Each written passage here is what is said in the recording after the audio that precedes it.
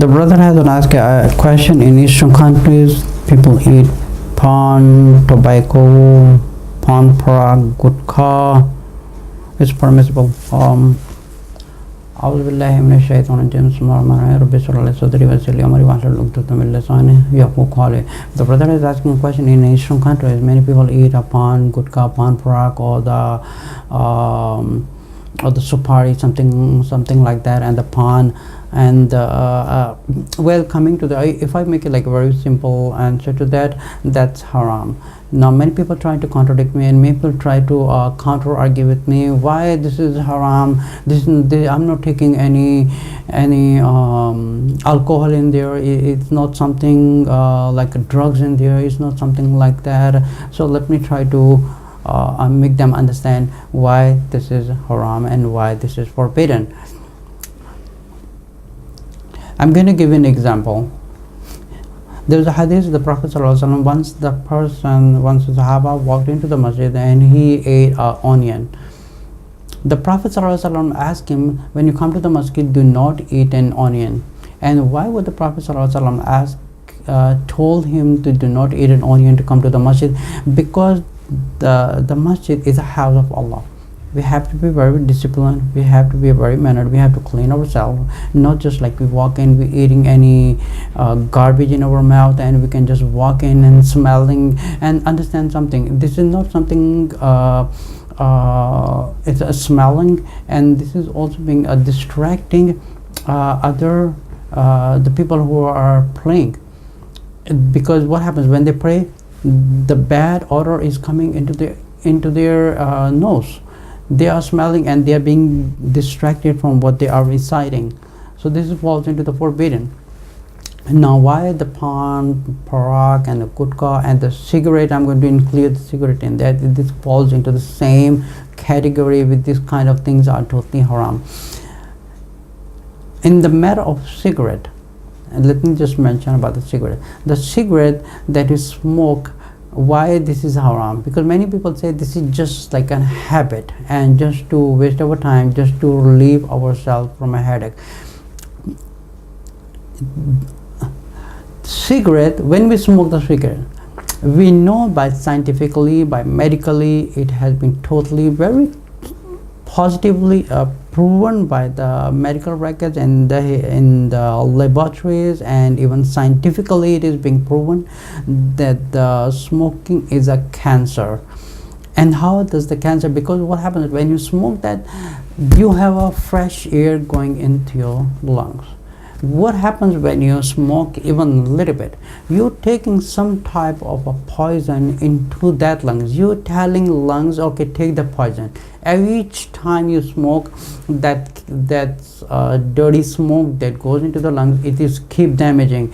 You know, when we have a like a metal type or like a steel type of thing sitting by the seaside, and after some time you will see a lot of dust on that. This is similarly the case here. Each time we smoke, that smokes go and jammed into the walls of the lungs, and it keep increasing and increasing and increasing. It damages yourself. What happens at the older ages, this comes into the fact that person gets a disease of coughing. He could get a cancer, he could get a lung cancer, he could get a liver cancer. But many people say, okay, everyone smoke. I smoke in sometimes only. I do not smoke all the time. But regardless, you smoke one time or two times. This is like you do one time haram or two times haram or three times haram. You are doing haram, that is forbidden. And smoking is something we are damaging our body. And one of the hadith Qudsi, Allah subhanahu wa ta'ala said, I have forbidden a zulm on myself, and also I have forbidden a zulm on yourself. So by smoking, you are doing a zulm on your body, because this body and everything, this is the belonging of Allah. It doesn't have this does not belong to us. This is the belonging of Allah. He sent to us, He gave us life in dunya to test us how do we live a life.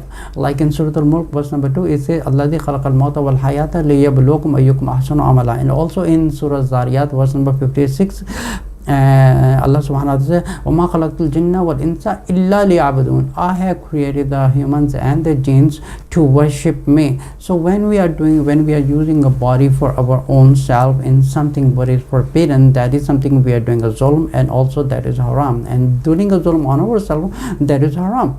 And now the similar case comes into eating a Paan, Gutka, and all these garbage things. And even I'm going to talk about something like the smoker has the really bad smell from his mouth. Even they take the tablets, they spray themselves, but that doesn't cover, because they do have something bad odor sitting inside them. And when they go to pray, when they're making prayer, it's naturally the next person is being distracted because of the smell. And what happens that with that smoker usually naturally have a body smell. His clothing will have a smell of smoke. This is very natural. And when the person going into, so the Prophet ﷺ was talking about the person not to come to the masjid when eating an onion. So let's talk about the cigarette. Cigarette is something like a worst garbage. It's totally disgusting that somebody would smoke and go into the masjid, and he's not even realizing this is the house of Allah, and he has to stop all these things. And then on the right side and the left side and the front side, on the back side, everybody's getting distracted because of the odor is coming in the back and in the front. And the similar case, it comes to the people who are eating a gutka, Paan, and all these things. They're making themselves addicted. So for an example, these people are eating a Paan, Gutka. I guarantee you, not even a one person you will see whose face looks beautiful, his mouth looks beautiful, who are eating this kind of gutter. I would call this a gutter, because when they eat it, their face and the whole mouth becomes gutter. You will never see their teeth are good. You will never see their mouth is clean. You will never see they have a lips problem. So they are doing a zulm on self. So this is forbidden and haram.